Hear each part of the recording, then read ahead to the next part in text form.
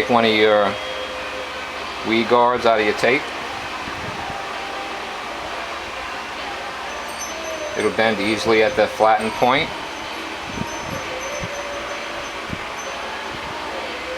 Slip it over the hook with some sticking up and make 1, 2, 3 wraps this way, and then hold that top part back and make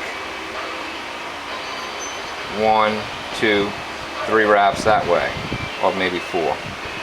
Okay, now these legs are probably going to twist up a little bit on you. That's fine. What you're going to do is separate them where they're supposed to be, hold your finger between them and pinch it together, and then pull down and push, pull down the legs and then push down on the folded part with your nail if you have to, and then go ahead and separate this a little bit. You want to pull them apart a little bit and push them wraps back up. Then go ahead and measure back.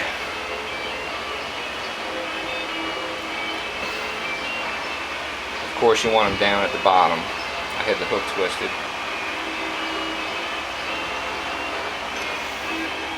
Bend the legs back and cut them off just before the hook point.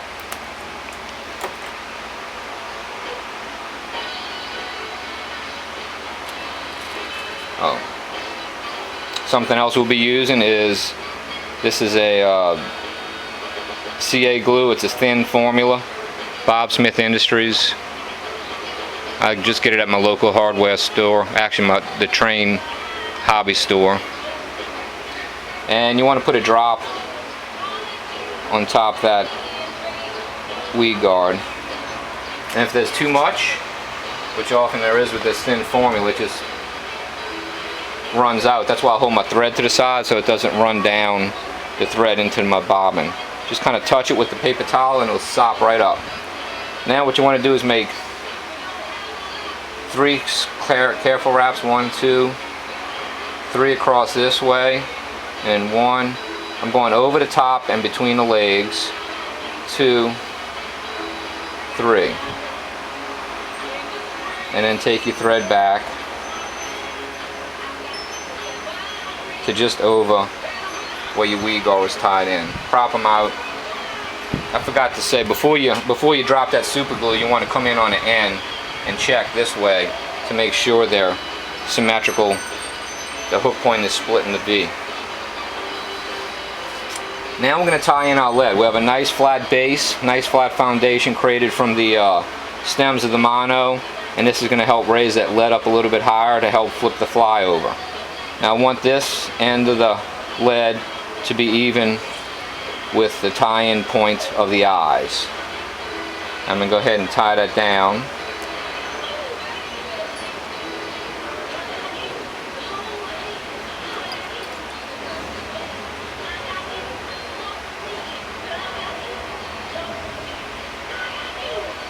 You can kind of smooth the end down with your fingernail.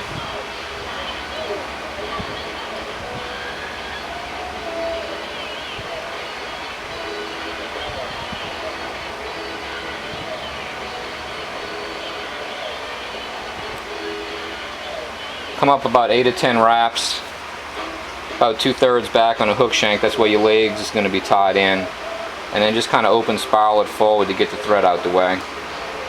Because what I'm going to do is I'm going to make these wraps of the chenille behind the eyes to pop them out before I have my legs tied in.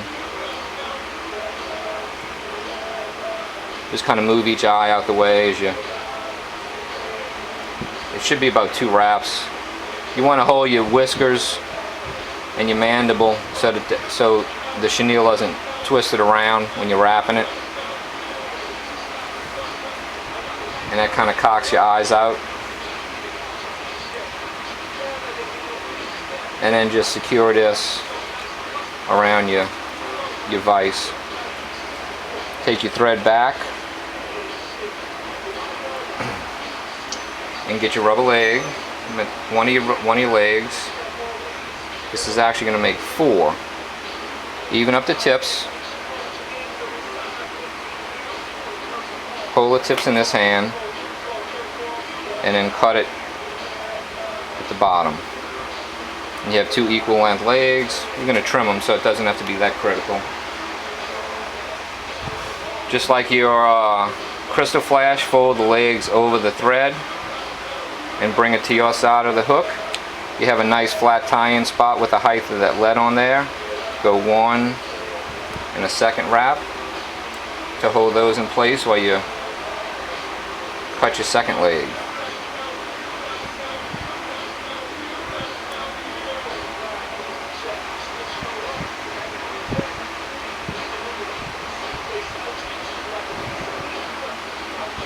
Two, 3 wraps, and then a half hitch.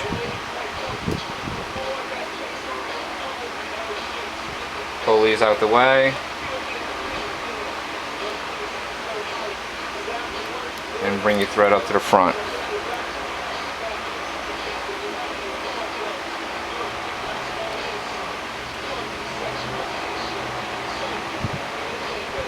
Okay, now to keep these tame, what I'm going to do is I'm going to bring them forward with no tension on them, and I'm going to clip them right in front of the hook eye, and I'm going to split them, let them straddle around the hook eye and lay there. Grab the 2 back ones and do the same thing. Just kind of pinch them up loose.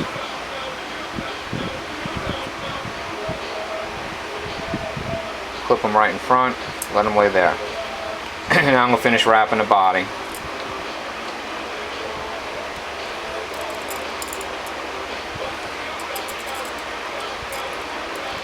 You should be making 2 or 3 at the most. You don't want no more than 3 wraps between the eyes and the legs. Okay, get your rear set of legs, pull them back. You can actually even stretch them a little bit while you put a wrap of chenille in between the set of legs.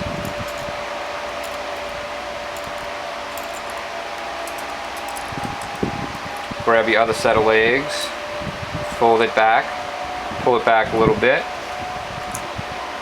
and then finish wrapping your body.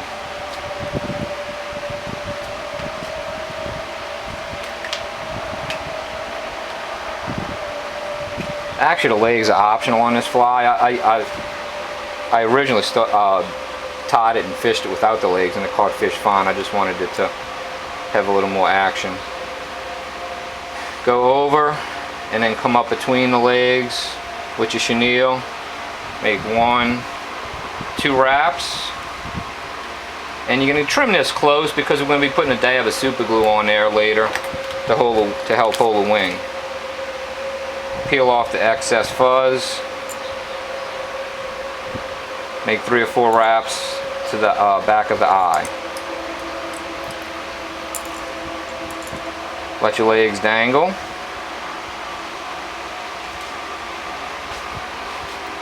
And then get your brush. Now what you want to do is find, it may be thick around the core. When you created your brush, you want to cut back a little bit on that. Snip that off. Toss it. And you want to strip maybe about a 1/4 inch of the fibers back off the wire.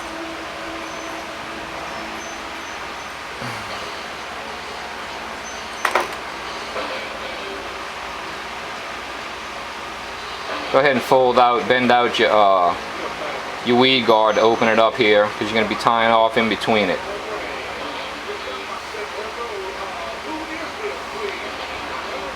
Lay your brush out the way on the back side. Come up front here. Make 2 or 3 wraps.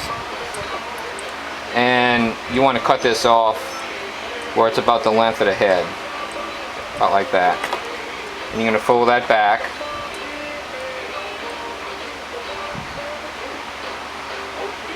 Make a couple wraps to lash it down.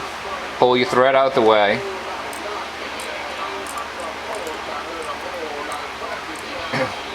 And then come in and just put a little dab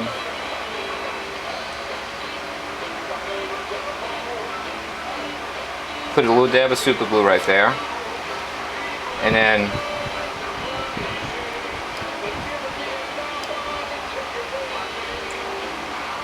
wrap it down to the back of your head.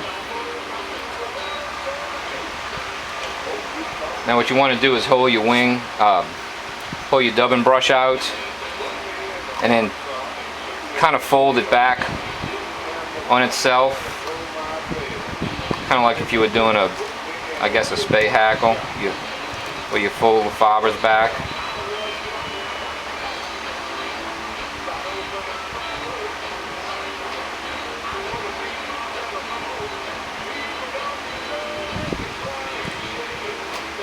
You're kind of brushing it, teasing it out back like this.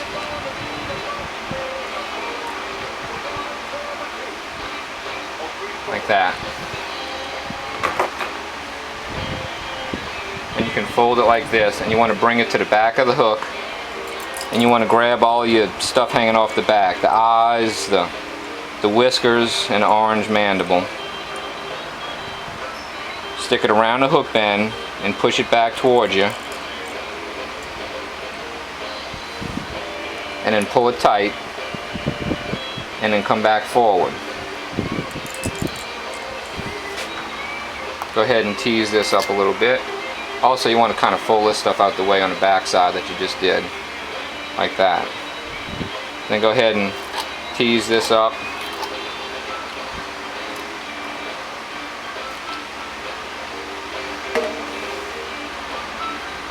Bring it between your Weedguard to measure where you're going to cut it.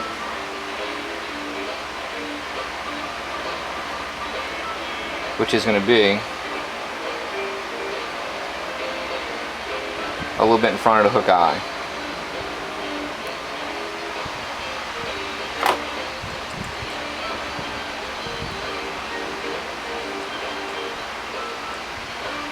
Kind of separate your fibers where your tie-in point's going to be. Pull it taut. Remember, this is between your Weedguard legs. 1, 2, 3. You want to fold this up, and here again, just trim it. Fold it up, and then trim it about the length of your head. And then push that down. Make 2 or 3 wraps. Pull your thread out the way, hit it with a little super glue again.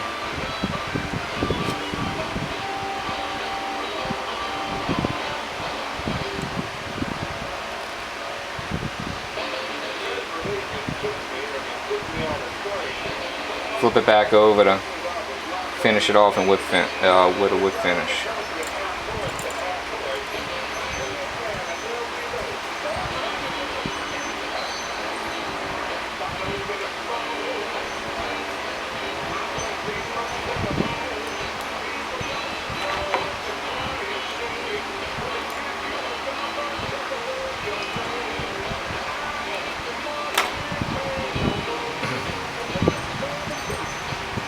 I would have used brown thread if I had any, but I don't. So I'll just hit it with a little marker. That'll do. Close enough.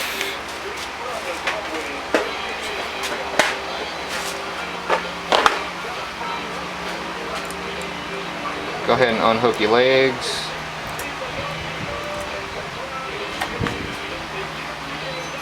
And then trim them to length. I'll take about a ½ inch off to where they're, is that about 1 1/4 hook shanks length. Flip it over, pull them back down, not totally down, but straight out like that. Okay. Remove your fly from the vise. Go ahead and pick out your fibers. They shouldn't be matted down because you combed them and teased them out nicely. You could probably fish it just like this, but I like thinning out the material in front of the hook point just to ensure better hookups. So what I'll do is I'll raise that hair up a little bit. I don't know if you can see the hook point through there or not.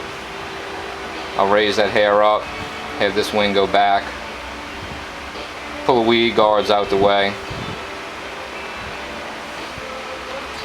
and I just use my thinning shears to kind of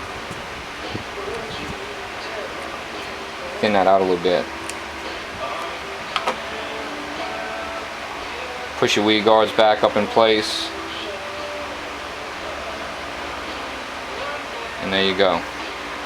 Now you might ask why I didn't just tie the wing in the front.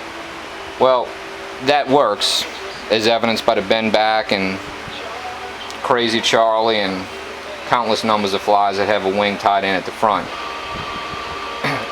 By tying the brush in at the front, pulling it along the body, around the back along the body, and tying it off on the front, the wing stays with the body. So when that hook is sinking and the wing wants to parachute up away from the body, it'll stay attached to the body and it'll just sink all as one. Now that also, I've caught redfish and sheep's head on this. I hadn't fished it for bass yet, but to me that looks like that's close enough to a crawfish. So go ahead and view the video I did on making a brush. Make your own brushes and your own colors, and go have fun. Till next time, bye bye.